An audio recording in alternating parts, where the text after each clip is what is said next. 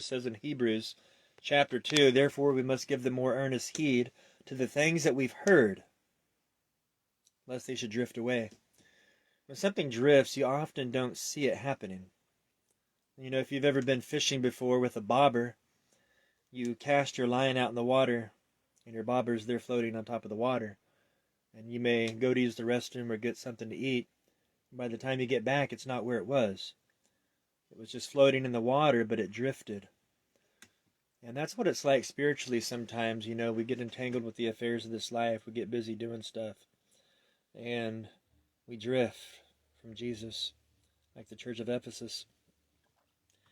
But anyways, on the second trip to Lowe's, getting some plumbing parts, I was just telling Jesus, Lord, I want to serve you. I want to please you. I want to love you. And I was just telling him that, expressing how I felt and the desires of my heart with this burden that I was experiencing, because I don't want to drift. I don't want to fall from my first love and so forth. And as I was repeating these words to him, I heard him say, I want you. I want you. And I felt ashamed. I felt ashamed of myself because I was telling him, I want to serve you. I want to please you. I want to love you. And my idea of love was serving him. Just what can I do for him? What can I do for Jesus? Can I do more for you? I want to do more for you, Lord. More.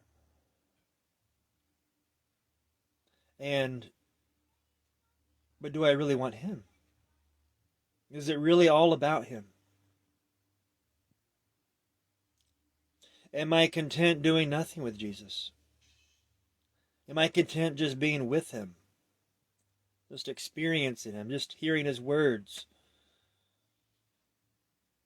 I know we got to be about our Father's business and everything, but I don't want to get to this place where I'm doing stuff without him, or where I'm distant. And when he said, I want you, I felt like he was telling me that I want to serve him. I want to please him, and I want to love him, but do I really want him? I felt like he was asking me that by saying that. You want me? I want you. But do you want me, or do you just want to serve me? I want you, but do you want me, or do you just want to please me? You see, because serving Jesus and pleasing him, you know, we like doing the things that we get to do for the Lord, they make us feel good. They make us feel really good. Just being able to serve Jesus. There's a great peace and satisfaction in knowing that you're totally surrendered to Jesus. You're only living to do his will. And you know that you're not living for anything else or anyone else. There's a great satisfaction and peace in that. But do I really want him? I think of Luke chapter 10, you know, you have Martha and you have Mary. You know, Mary was sitting at the feet of Jesus, hearing his words. And Martha was serving. I think she was serving because Jesus was there. She was in his presence, but not experiencing his presence. She could hear his words, but she wasn't listening to his words. She was very distracted by her service for Jesus. So distracted that she missed the good portion that Mary chose. In fact, she was finding fault with Mary for not joining her in her distractions. You know, and that's what it can be sometimes. You know, we look at other people and be like, what are you doing? We need to be about our Father's business. Get with the program. Get off your knees. Get out of your closet. Get out of your bed. Get busy. Time is short. We need to redeem the time because the days are evil. And that's true. We do need to redeem the time. The days are evil.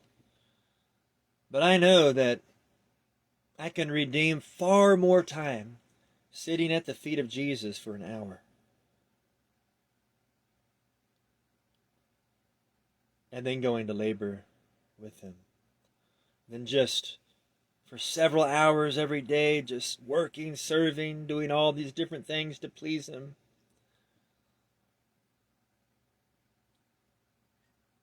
I know that there's, I could just stay really busy. But am I missing Him? Am I missing those precious moments with Jesus?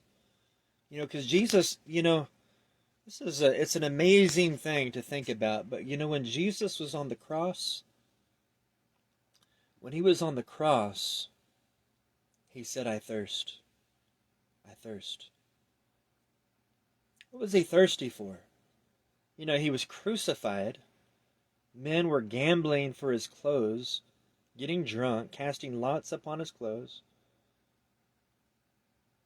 His mother was at His feet weeping.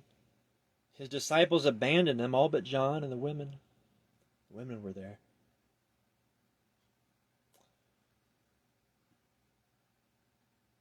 He, was crowned with thorns.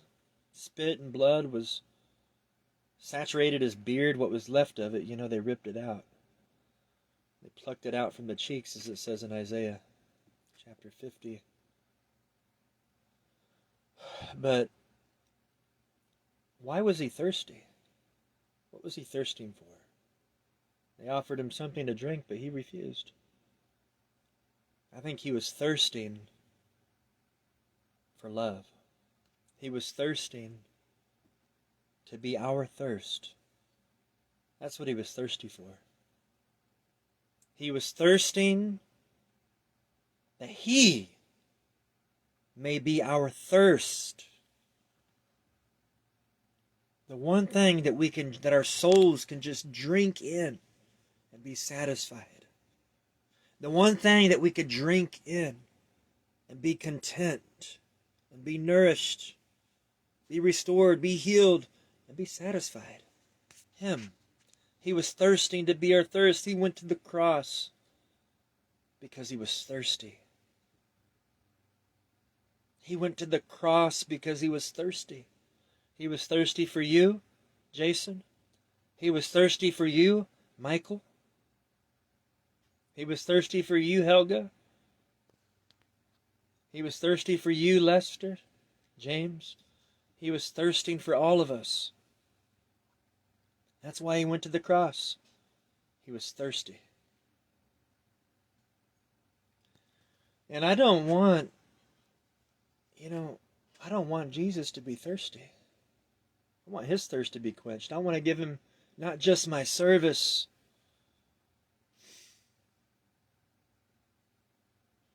I don't want to just give Him my service or the busyness of all these different things I'm trying to perform for Him and do for Him. I want to give Him my heart. I want to give Him my affection. I want to give Him my attention. Martha was giving Jesus and those that were with Him her service, but her heart wasn't there where Mary's was. So, anyways, it was really, when the Lord said, I want you, it just made me feel very ashamed. But even though I felt ashamed, it was comforting. Because that's the way Jesus makes people feel when He rebukes them. When He rebukes people, there's a comforting shame that He gives. It's not just a shame, it's a comfort. There's comfort in it. Because you know who is rebuking you. You know why? It's because He loves you. He says, as many as I love, I rebuke and I chasten. But I long just to be able to focus on spiritual things and physical things, just spiritual labors and physical labors. Building homes. I'm going to, because we started an LLC called Valderrama Homes. The other brothers thought it should be my last name because they thought it might, they just thought it sounds good for some reason. So anyways, we started an LLC, Valderrama Homes. And we have a lot of work right now. And there's a lot of good that we can do with that money. There's a lot of good. We want to adopt children. We want to, but we have to build a house to adopt children, and the other brothers here will need a home. We have the property, we own the property, but we want to drill water wells next year. We want to establish, I'm the president of the Blessing of Water, and we established one water work in Bolivia, South America. We have a drilling rig and a 90 horsepower Massey Ferguson tractor. We have contacts there that know how to drill wells. We have all the mud pumps and all the equipment. They're drilling wells right now. But we can replicate that. There's a lot of good that we can do with money that we earn. And that's what we should be doing with our money. But are we missing Jesus? Am I missing Jesus? I'm missing Jesus, friends. I don't want to. I don't want to get so consumed with all these different tasks. Because I'm telling you, just if I busy myself like Martha and just focus on serving Jesus, and I'm distracted and I'm not getting from Jesus what I need, and I'm not being transformed by His presence and all these different things and His fellowship, I'm going to be in the flesh just like she was. She was in the flesh. She was finding fault with her sister. She was frustrated, probably puffed up because she was working and Mary was sitting.